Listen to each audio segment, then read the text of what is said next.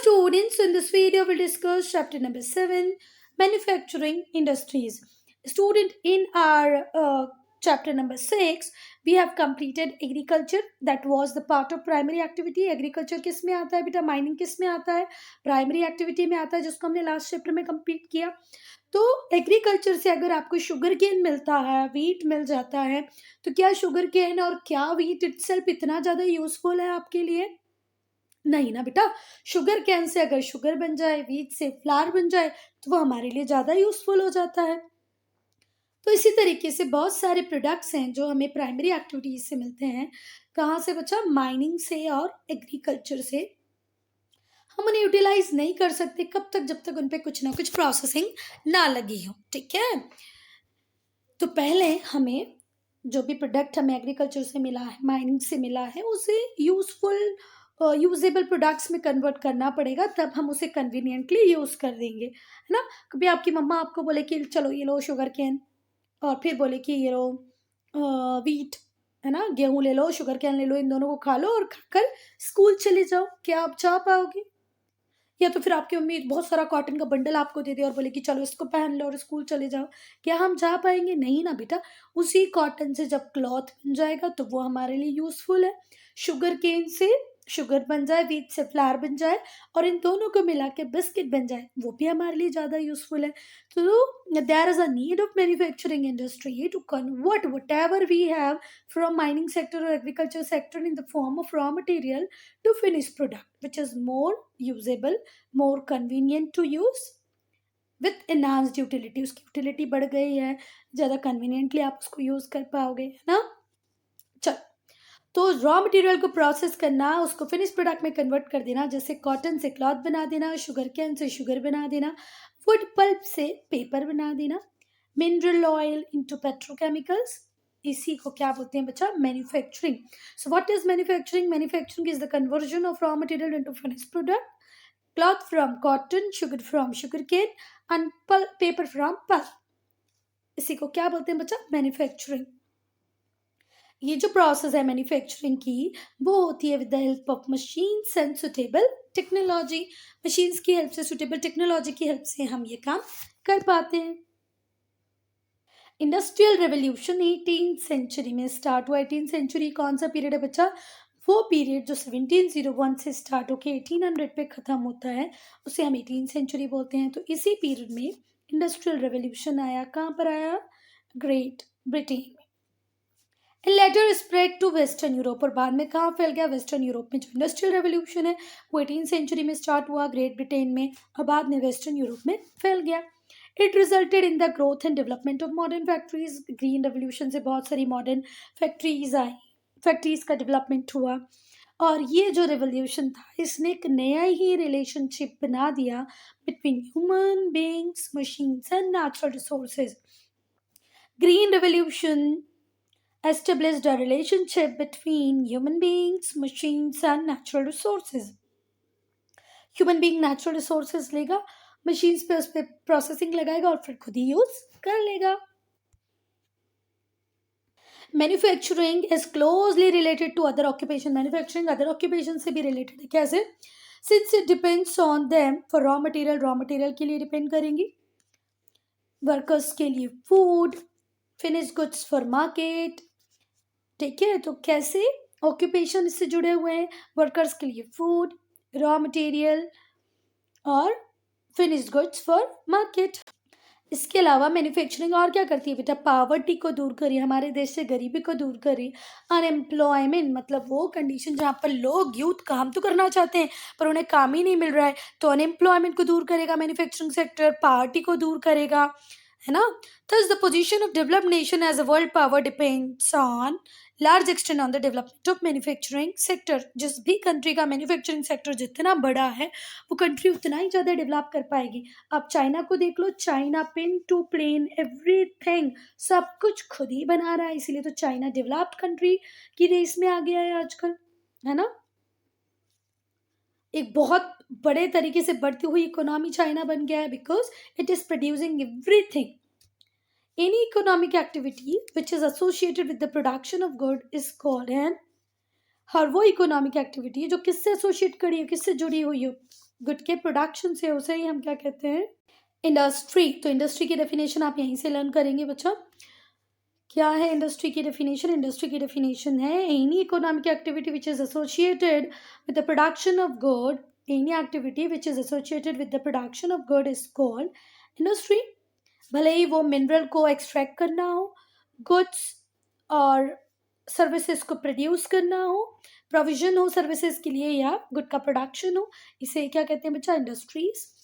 Thus we have a variety of industry। इस तरीके से हमारे पास बहुत टाइप की इंडस्ट्रीज हैं। Textile, mining, tourism. Textile manufacturing का एग्जांपल है, माइनिंग एक्सट्रैक्शन ऑफ मिनरल, और tourism service provider. Now classification of industries. बहुत सारे फैक्टर्स की अवेलेबिलिटी होना चाहिए बच्चा अगर आपको कोई इंडस्ट्री ओपन अप करनी है तो। जैसे कि जहाँ पर भी आप ओपन अप करने वाले हो वहाँ रॉ मटेरियल मिल जाए। पावर मतलब क्या कोई मशीन बिना इलेक्ट्रिसिटी के चल सकती है आज? नहीं, तो वहाँ पर पावर भी अवेलेबल हो, वाटर सप्लाई हो, क्योंकि अगर आप ब्रेड बना रहे हैं, बिस्किट बना रहे हैं या कोई और भी प्रोडक्ट बना रहे हैं तो वाटर तो चाहिए पड़ेगा अपने वर्कर्स के लिए भी और फैक्ट्री के लिए भी और मशीन्स के लिए भी। और जहाँ पर भी आपने फैक्ट्री एस्टेब्लिश की है वहाँ पर स्किल लेबर अवेलेबल है कि नहीं है। कैपिटल इन्वेस्टमेंट, बहुत सारे कोई भी फैक्ट्री इंडस्ट्री ओपन करने के लिए बच्चा एक अच्छा खासा अमाउंट चाहिए होता है मनी का। And the money invested in business is called capital. Money invested in business is called capital. Capital मतलब पूंजी होता है हिंदी में। मार्केट फॉर मैन्युफैक्चर, हाँ, और आप जो भी प्रोडक्ट बना रहे हैं उसके लिए मार्केट भी अवेलेबल हो। अच्छा, मार्केट तक वो प्रोडक्ट जाएगा कैसे? थ्रू ट्रांसपोर्ट, तो ट्रांसपोर्ट फैसिलिटी अवेलेबल हो। Ownership determine the location, development and growth of manufacturing industries. Transportation facilities, ownership, ये सब डिटरमाइन करेंगे कि फैक्ट्री की डेवलपमेंट कितना होगा, कितनी ग्रोथ होगी।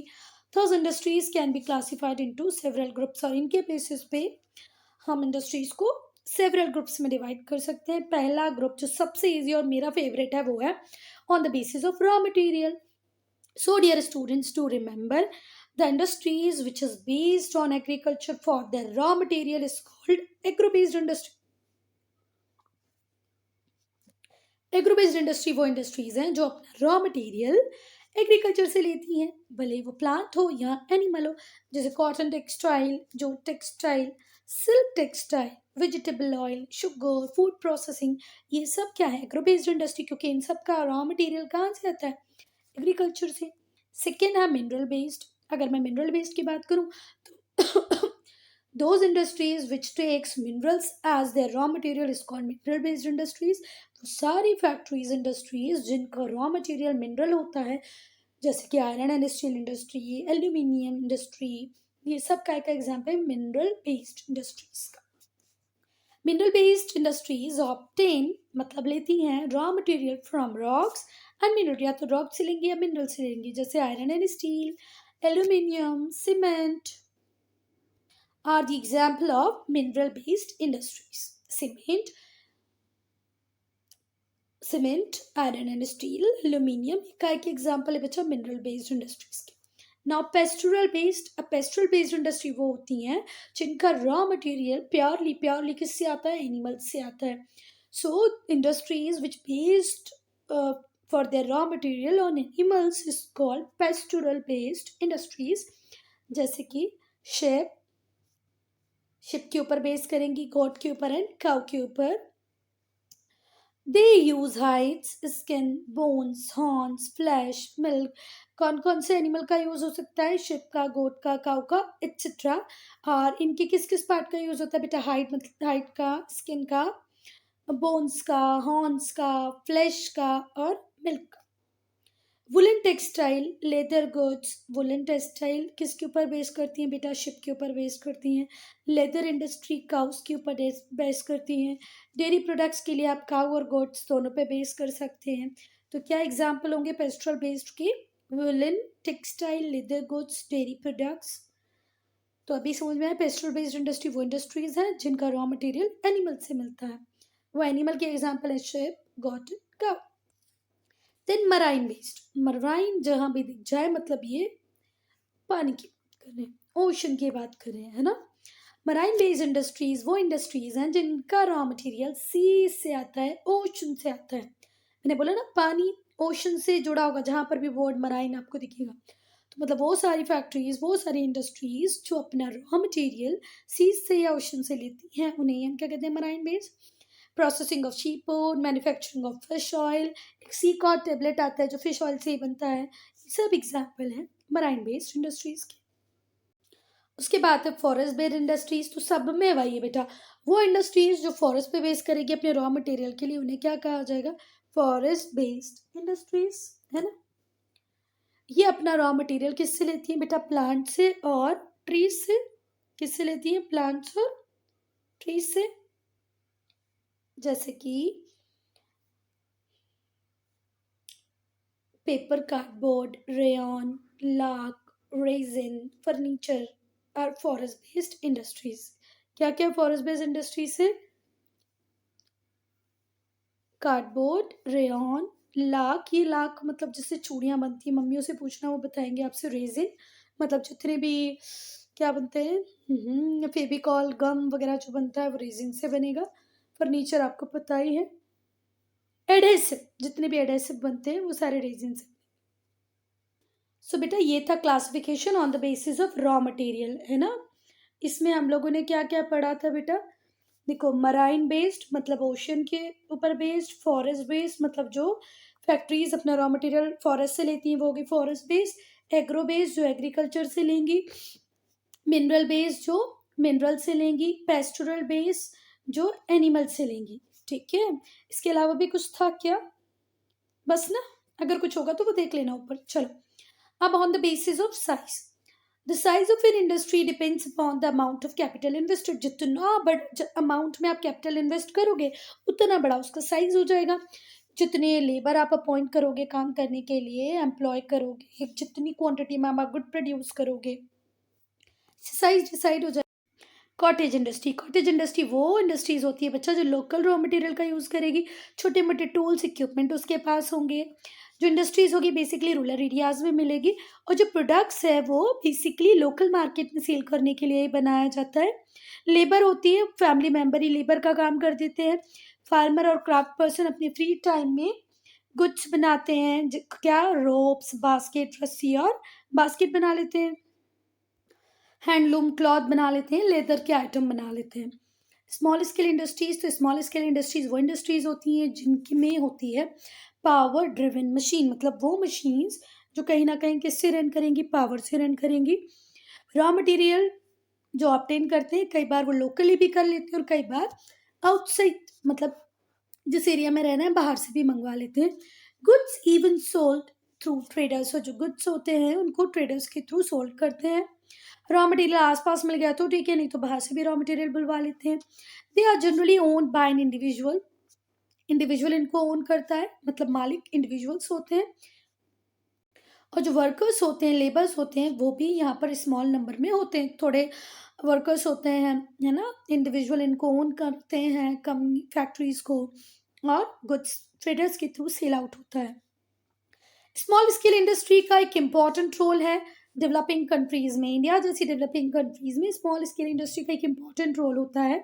ये क्या क्या प्रोड्यूस करते हैं बेटा, cloth, paper goods, toys, furniture, machine part, electrical goods, utensils and leather goods. Leather के आइटम बनाएंगे, बर्तन बनाएंगे, इलेक्ट्रिक बनाएंगे, मशीन के पार्ट बना लेंगे, पेपर बनाएंगे, खिलौने बनाएंगे और फर्नीचर बना लेंगे, है ना, small scale industries. Now large scale industries, अगर हम लार्ज स्केल इंडस्ट्री की बात करें तो ये भी हैवी पावर ड्रिवन होती हैं, बड़ी बड़ी मशीनें होती हैं, बहुत इलेक्ट्रिसिटी कंज्यूम करती हैं तब चलती हैं। बहुत ज़्यादा पैसा चाहिए इनको ओपन अप करने के लिए, huge capital investment, thousands of labour होते हैं, एक फैक्ट्री में हज़ारों हज़ार लेबर काम कर रहे होंगे, जो मैनेजमेंट का सिस्टम होगा वो थोड़ा सा कम्प्लेक्स होगा। They bring in raw material from far of places, और रॉ मटेरियल बहुत दूर दूर तक लेके आएंगे, जहाँ पर भी अच्छा मिल रहा होगा वहाँ से लाएंगे, और जो फिनिश प्रोडक्ट होगा वो भी डिस्टेंट मार्केट तक पहुँचेगा। रॉ मटेरियल भी दूर दूर से आएगा और फिनिश प्रोडक्ट भी बहुत दूर दूर पहुँचेगा। Iron and steel mills, textile mills, transport equipments, petrochemical, सब एग्जाम्पल है लार्ज स्केल इंडस्ट्री के। बहुत बड़ी फैक्ट्री इंडस्ट्री होती है, हो सकता है टेक्सटाइल की हो, ट्रांसपोर्ट की हो, पेट्रोकेमिकल की हो, ठीक है। Now on the basis of ownership, ownership के बेसिस पे प्राइवेट सेक्टर इंडस्ट्रीज होती हैं बेटा, तो प्राइवेट सेक्टर इंडस्ट्री जहाँ पर नाम आ जाए, इनको ओन और मैनेज करने वाले होते हैं इंडिविजुअल्स या ग्रुप ऑफ इंडिविजुअल्स। एक दो व्यक्तियों की होगी या बहुत सारे लोगों की होगी, जैसे Reliance industries limited, Tata steel and Hindustan Motors, Tata steel, Reliance, ये एग्जाम्पल हैं प्राइवेट सेक्टर इंडस्ट्रीज के। पब्लिक सेक्टर इंडस्ट्रीज को ओन और मैनेज करती है हमारी गवर्नमेंट। प्राइवेट को पब्लिक, जनरल पब्लिक हम लोग इंडिविजुअल्स करते हैं, और पब्लिक सेक्टर वो काम करती है बेटा संभालने का काम गवर्नमेंट, सरकार। चाहे तो वो सेंट्रल गवर्नमेंट की हो सकती है या तो स्टेट गवर्नमेंट की हो सकती है, ठीक है।